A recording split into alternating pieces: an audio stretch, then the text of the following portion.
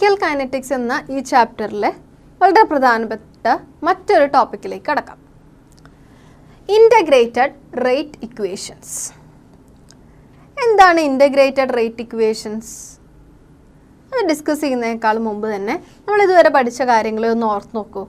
ഒരു chemical reactions consider ചെയ്താൽ അതിലെ റിയാക്റ്റൻറ്റിൻ്റെയും പ്രൊഡക്റ്റിൻ്റെയും കോൺസെൻട്രേഷൻ വ്യത്യാസപ്പെടുന്നതിനനുസരിച്ച് നമുക്ക് ഒരു കെമിക്കൽ റിയാക്ഷൻ്റെ റേറ്റ് കണ്ടുപിടിക്കാൻ നമ്മൾ പഠിച്ചു കഴിഞ്ഞു അല്ലേ? That is rate of a reaction depending upon decrease in concentration of reactant അല്ലെങ്കിൽ increase in concentration of product എന്ന് നമ്മൾ പഠിച്ചു കഴിഞ്ഞു. ഇത്തരത്തിൽ നമുക്കൊരു കെമിക്കൽ റിയാക്ഷൻ്റെ റേറ്റ് കണ്ടുപിടിക്കാം. അതിനെയാണ് നമ്മൾ സാധാരണയായിട്ട് ഡിഫറൻഷ്യൽ റേറ്റ് ഇക്വേഷൻ എന്ന് പറയുന്നത്.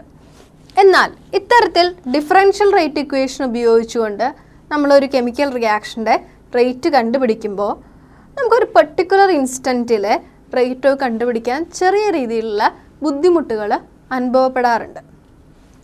അതുകൊണ്ട് തന്നെ ഡിഫറൻഷ്യൽ റേറ്റ് ഇക്വേഷനെ ഇൻ്റഗ്രേറ്റ് ചെയ്തുകൊണ്ട് പുതിയൊരു രൂപത്തിലേക്ക് നമുക്ക് അവയെ മാറ്റാനായിട്ട് സാധിക്കും.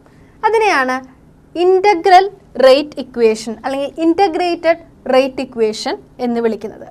We can integrate the differential rate equation to give the relation between the concentration at different times and rate constant.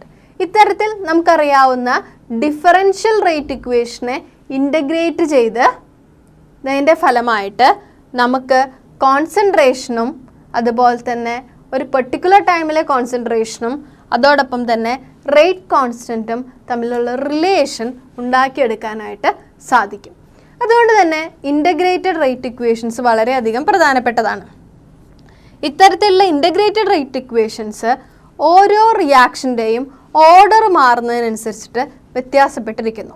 അതുകൊണ്ട് തന്നെ ഈ ഒരു ടോപ്പിക്കിൽ നമ്മൾ പ്രധാനമായിട്ടും ഡിസ്കസ് ചെയ്യുന്നത് രണ്ട് ഇൻ്റഗ്രേറ്റഡ് റേറ്റ് ഇക്വേഷൻസ് ആണ്.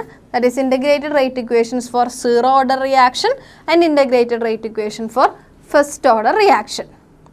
നമുക്കതിനെപ്പറ്റി ഡീറ്റെയിൽ ആയിട്ടൊന്ന് പഠിക്കാം.